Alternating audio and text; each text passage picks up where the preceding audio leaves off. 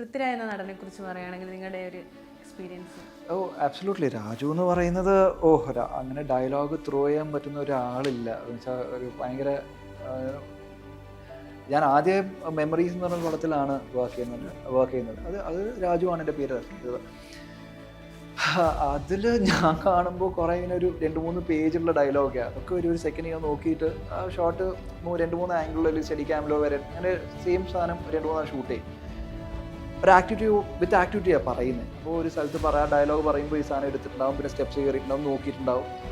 എല്ലാ ടേക്കിലും ആ പറയുന്ന ഡയലോഗ് പറയാമെന്നല്ല, ആ പറയുന്ന ഡയലോഗിൽ ആക്ഷൻ കണ്ടിട്ട് കറക്റ്റ് ആയിരിക്കും. എന്ത് പറഞ്ഞു എവിടെയോ അത് അവിടെ തന്നെ റിപ്പീറ്റ് ചെയ്യും. സോ അങ്ങനൊക്കെ സോളിഡ് ആയി മെമ്മറി. ഒരു ഇത്രയും കാര്യങ്ങളും മിസ് ചെയ്യാണ്ട് പറയുന്ന അങ്ങനെ എളുപ്പമുള്ളൊരു പരിപാടിയില്ല. സോ അങ്ങനെ പിന്നെ ടെക്നിക്കലി ഭയങ്കര സ്ട്രോങ് ആണ്, നോളജബിൾ ആണ്. അപ്പോൾ ഞാൻ 1-2 കാര്യങ്ങളൊക്കെ കാണുമ്പോൾ തന്നെ നമുക്ക് അറിയാം, ഇല്ലെങ്കിൽ നല്ല സ്ട്രോങ് ആണ് സംസാരിക്കുമ്പോൾ. അങ്ങനെ ചോദിച്ച് മനസ്സിലാക്കാൻ ശ്രമിച്ചിട്ടുണ്ട്.